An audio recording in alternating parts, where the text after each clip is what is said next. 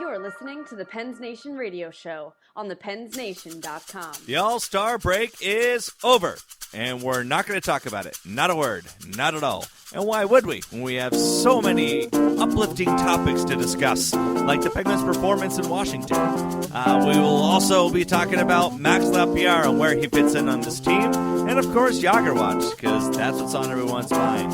It's all here on the Pens Nation radio show on iHeartRadio and thepensnation.com.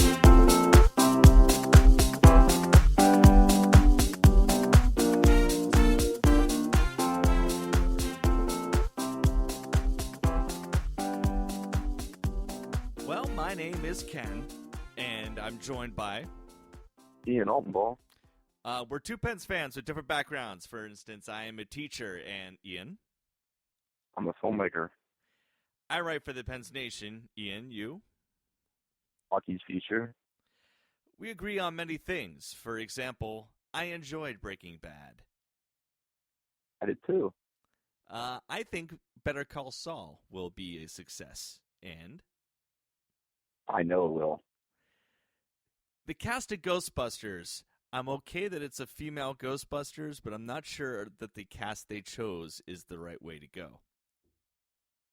I'm a Bill Murray fan. It's not even, I don't even know if the gender would bother me as much as just the lack of Bill Murray. Without Bill Murray, just, give it up. Especially when the rumors all along had him as being a part in it, and he was pretty public about being okay with it if the script was good. I'm a big fan of the Indiana Jones series, as are most movie fans. Chris Pratt, is this the right guy to continue the franchise if they're going to go down that route? I look forward to watching it on HBO or on Netflix. However they choose to bring it out, or Epix, or yeah, whatever TV network ends up picking it up if it doesn't go silver screen. Well, it'll go silver screen. I just won't go to see it in the theater.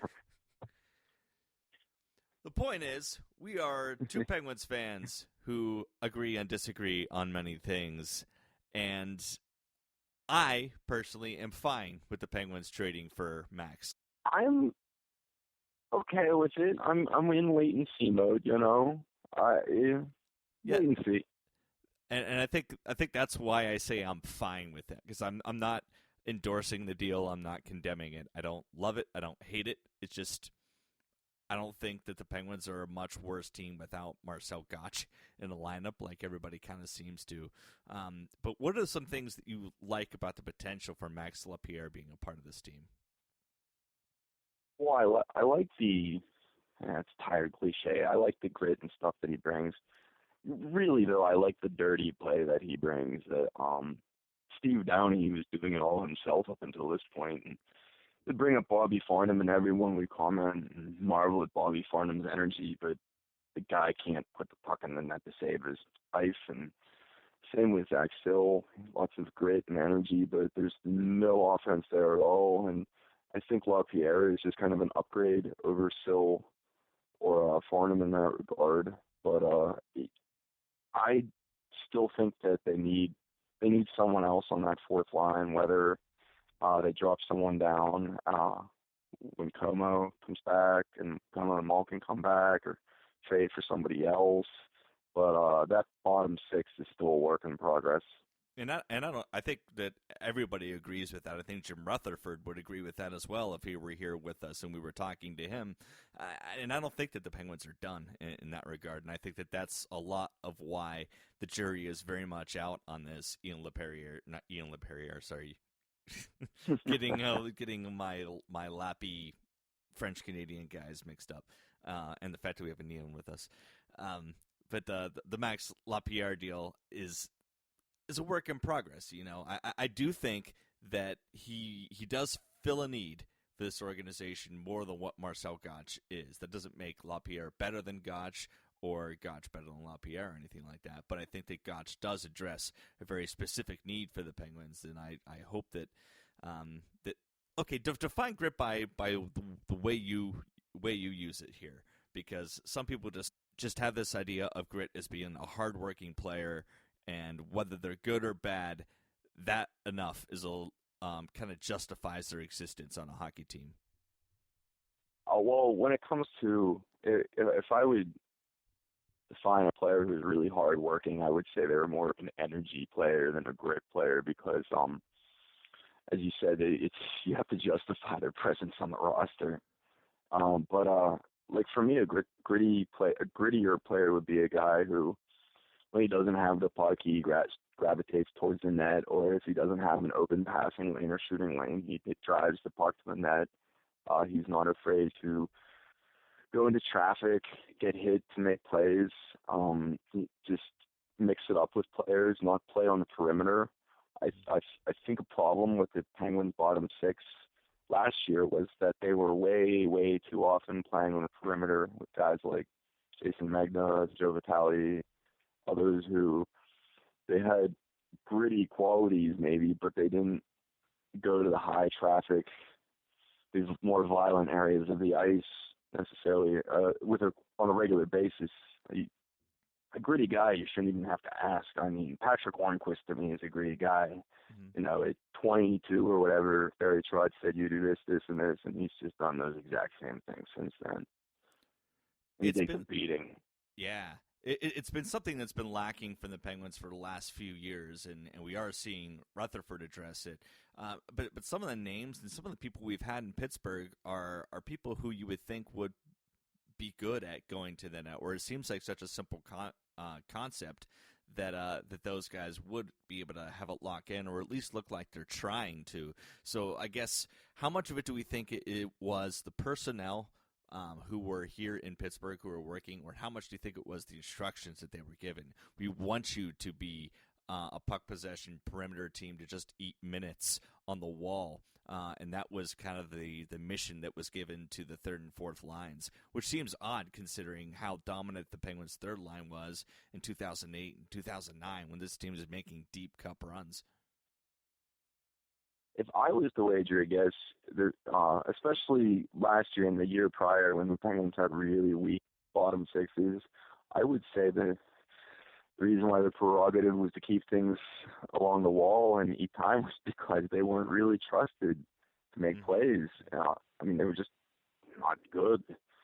And I think that might actually have a lot to do with it. But in regards to just overall grit and stuff, I get the impression, I don't know this for sure, but talking to people, I get the impression that the Penguins, not just the coaching, but the overall leadership last year, maybe the last 2 or 3 years, the message was starting to get tired, fall on deaf ears, especially with some of the veteran guys, like your Orpiks and Adams and stuff, maybe kind of rub players the wrong way after a while. That's just speculation on my part, but there was obviously a disconnect with some of the team members in the previous years. Now we're talking about Max Lapierre still. The fact that he's on a line with Steve Downey, they're very similar players, even though one's a center, one is a winger. They're both definitely they're guys who bring a physical presence. They are there to get underneath the skin of opposing players. And they are guys who play with a net presence. They'll drive the net and they'll try to drive the goalie crazy in that sense. Now, do they complement each other in that way, or are they kind of fighting for the same space if they're on the same line? I personally think Steve Downey is a far, far superior player than Max Lapierre. Max Lapierre can play the game. He averages like 8-9 goals a season, but Steve Downey, if he didn't play like a lunatic, can still be like a productive player who you can count on for 30-some, 40, in some cases, like historically, even 50 points. And I think I would rather see Downey in the third line, to be honest. He can bring some offense, especially, I mean, if he's on the fourth line, who's on the third line? I don't know. As it's currently constructed, I'd rather spread out some of the offense unless they get some more depth. if they add somebody else through trade, maybe a Yager or somebody, and that pushes Downey to the fourth line, I'd be totally fine with that. Now, the Penguins, the last month and a half, hasn't exactly been a story of success. I personally, I'm not panicking over the Penguins' stretch of play over this time. Where do you sit on this? I look at the Los Angeles Kings in 2012, and